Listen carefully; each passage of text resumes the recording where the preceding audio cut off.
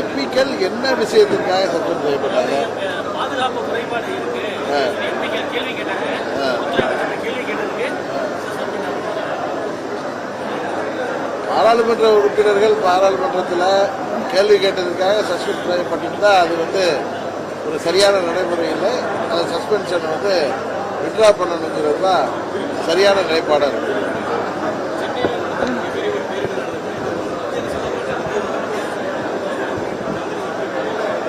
இப்போ இது வரைக்கும் கிட்டத்தட்ட 1000 கோடி கொடுத்துருக்காங்கன்னு நினைக்கிறேன். சரிதானே? எவ்வளவு கொடுத்துருக்காங்க? 560. மறுபடியும் அவங்க டீம்லாம் அதை பார்வையிட்டு இருக்காங்க. மறுபடியும் பொறுத்திருந்து பார்ப்போம். அவசரப்பட்டு கருத்து சொல்ல வேணாம். தமிழ்நாட்டிற்கு அரசாங்கம் கேட்ட நிதியை மத்திய அரசாங்கம் தர வேண்டும் என அது ஒரு பெரிய பேரிடர் இழப்புன்னு தான் சொல்லணும். சென்னை பாதிக்கப்பட்டிருக்கு. அதுக்காக தமிழ்நாடு அரசாங்கம் கேட்கின்ற நிதியை மத்திய அரசாங்கம் கொடுத்து உதவிட வேண்டும் என்று உங்கள் வாயிலாக கோரிக்கை வைக்கிறேன். அடுத்து பாராளுமன்ற தேர்தலை நோக்கிய செயல்பாடு தான் நாங்கள் பண்ணிட்டு இருக்கோம்.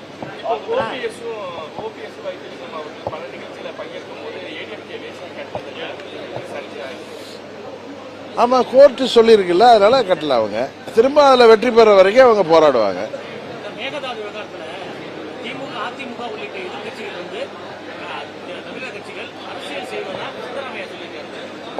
அதெல்லாம் இல்லை. இது தமிழ்நாட்டு மக்களின் ஜீவாதார பிரச்சனை. இங்கு மக்களின் பிரதிநிதிகளாக எல்லா அரசியல் கட்சிகளும் தமிழ்நாட்டிற்கு மேகதாது அணை கர்நாடகாவில் கட்டப்பட்டால் தமிழ்நாடு பாலைவனமாகிவிடும், அது சட்டத்திற்கு புறம்பானது என்று தமிழ்நாட்டில் உள்ள அனைத்து அரசியல் கட்சிகள் போராடுவது அவர்களுடைய அடிப்படை உரிமை.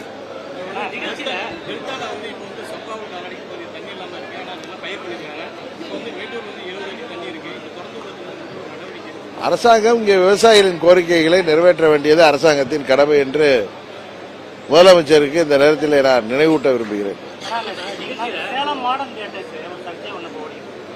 அதுக்குதான் அமைச்சர் பதில் சொல்லியிருக்காரு கிளியரா. அதான் சொல்லியிருக்காரு அமைச்சர், பொதுப்பணித்துறை அமைச்சர் சொல்லியிருக்காரு. அதுக்கு மேல என்ன பதில் சொல்லணும்? அவர் அதானே சொல்றாரு. அவர் சொல்ற என்னுடைய கருத்து இன்னைக்கு நானும் உங்க மாதிரி தொலைக்காட்சியில பார்த்தேன். பொதுப்பணித்துறை அமைச்சர் நாங்கள் எந்த ஆக்கிரமிப்பும் செய்யல, அந்த மாடர்ன் தியேட்டர்ஸுங்கிற அந்த விளம்பரம் அந்த காம்பவுண்டை பழமையான இது அதை நாங்கள் சரியாக மெயின்டைன் பண்ணுறதுக்காக செய்கிறோன்னு சொல்லியிருக்காரு. அது என்னன்னு பார்ப்போம். ஒரு அமைச்சர் இது மாதிரி சொல்லிட்டு மாறி நடக்க முடியுமா என்ன? இந்த மாத இறுதிக்குள் இல்லை அடுத்த மாதத்தில் ஒரு நல்ல முடிவு எடுக்கும். இல்லை அது வெறும் ஊடகங்களில் தான் நான் சரியாக பார்க்குறேன். நான் தேர்தலில் நிக்கிறத பத்தி அந்த முடிவு எடுக்கல.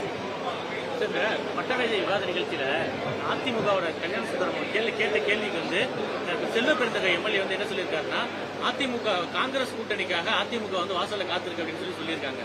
தம்பிதுரை எம்பி எப்போ காத்துக்கிட்டு இருக்காரு, காங்கிரஸ் கூட்டணி சேர்ந்திருக்காங்க சொல்லி பேசியிருக்காரு.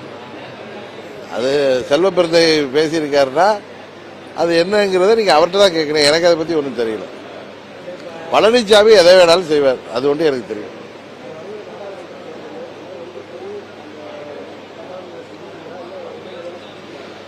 ஒன்று கூடினா யாராரு? ஆமா ஆமா,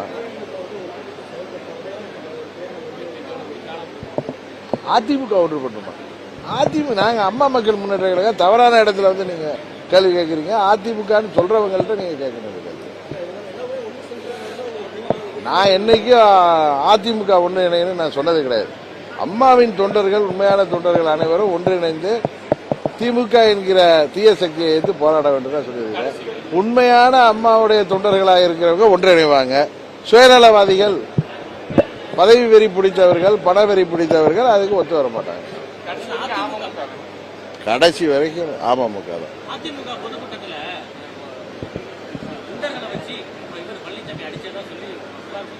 யாரு எங்க எந்த எந்த பொதுக்கூட்டத்தில்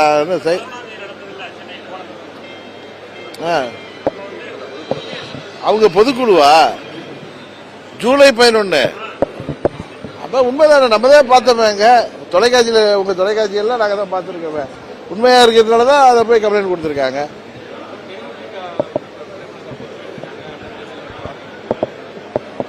தேமுதிக அவர்களுக்கு எனது வாழ்த்துக்களை உங்கள் வாயிலாக தெரிவித்துக் கொள்கிறேன்.